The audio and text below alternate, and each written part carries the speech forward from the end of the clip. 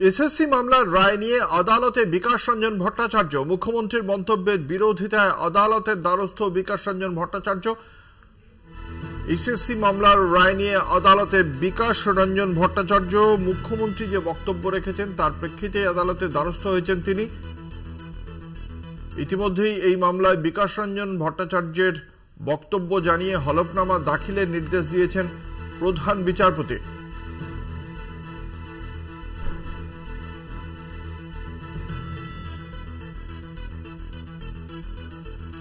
আমরা কথা বলেছিলাম বিকাশ রঞ্জন ভট্টাচার্যের সঙ্গে, কি বলেছেন তিনি শোনাবো। একভাবে হাইকোর্টের প্রতি মানুষের অনাস্থা তৈরি করছেন।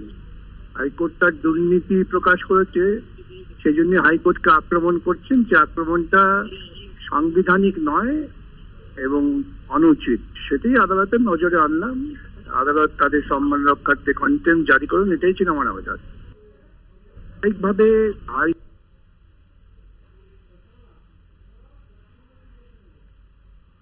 আপনাদের জানিয়ে রাখি, বিকাশ রঞ্জন ভট্টাচার্যর বক্তব্য, মুখ্যমন্ত্রী মমতা বন্দ্যোপাধ্যায় এসএসসি মামলার রায়ের প্রেক্ষিতে যে মন্তব্য করেছেন তা আদালত অবমাননা সূচক এবং সেই কারণেই আদালতের কাছে তিনি একটি মামলা দায়ের করেছেন এবং তার প্রেক্ষিতে আজ আপনারা জানেন যে মমতা বন্দ্যোপাধ্যায় বারংবারই বলছেন যে এই রায়ের প্রেক্ষিতে বিচারপতিদের বিরুদ্ধে তার কোনো বক্তব্য নেই, কিন্তু রায় তার অপছন্দ সে কথা প্রথম দিনই জানিয়েছিলেন এবং রায় পছন্দ বা অপছন্দ এ কথা বলার অধিকার রয়েছে একজন নাগরিকের এবং সেই কারণেই শীর্ষ আদালতের দ্বারস্থ হবেন তিনি, সে কথা একদম প্রথম দিনই জানিয়েছিলেন রায় ঘোষণার দিনই।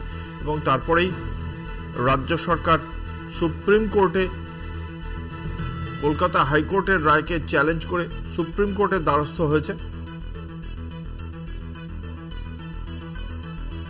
এই মুহূর্তে আমাদের সঙ্গে টেলিফোন লাইনে রয়েছেন তৃণমূল কংগ্রেসের মুখপাত্র অরূপ চক্রবর্তী। আপনাকে কলকাতা টিভির পক্ষ থেকে স্বাগত জানাই। বিকাশ রঞ্জন ভট্টাচার্যের পক্ষ থেকে আদালতের দ্বারস্থ হয়েছেন তিনি। তার বক্তব্য, আদালতের এসএসসি মামলার যে রায় সেই রায় সম্পর্কে মুখ্যমন্ত্রী যে কথা বলছেন সেই কথা ন্যায্য নয়, তিনি আদালতের অবমাননা করছেন। আপনার প্রাথমিক প্রতিক্রিয়া চাইব। শুনুন, বিজেপিকে আক্রমণ করলে, বিজেপিকে যদি আক্রমণ করা হয় তাহলে সবার আগে গায়ে লাগে বিজেপির দালালের। দেখুন, ঢিলটা ঠিক জায়গায় লেগেছে, যার জন্য বিজেপিকে আক্রমণ করে বলা কথা বিকাশ ভট্টাচার্যের গায়ে লেগে গেছে।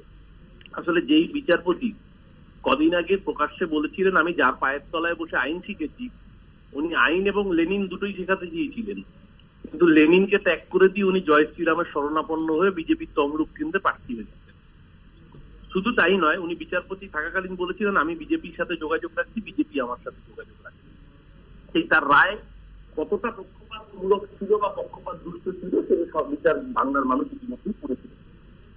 এর আগে একাধিক রায় দেখেছি, রাম মন্দিরের রায় দেওয়া বিচারপতিকে দেখেছি রাজ্যসভায় চলে গেছে, 370 রায় দেওয়া বিচারপতিকে দেখেছি কোন রাজ্যের রাজ্যপাল হয়ে যেতে।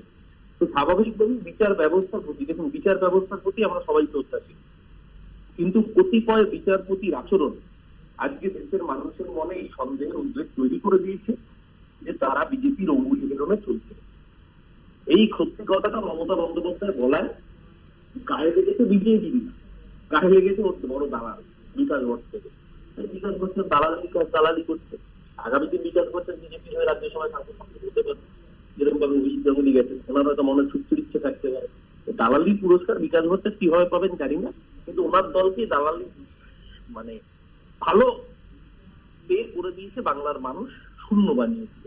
শূন্য থেকে নিচে নামা যায় না, তাই জন্য এখন বিজেপির দালালি করছেন। উনি যত বিজেপির দালালি করবেন তত প্রকাশ্যে ওনার চেহারাটা মানুষের সামনে চলে আসবে। অসংখ্য ধন্যবাদ। আমরা কথা বলছিলাম তৃণমূল কংগ্রেসের মুখপাত্র অরূপ চক্রবর্তীর সঙ্গে।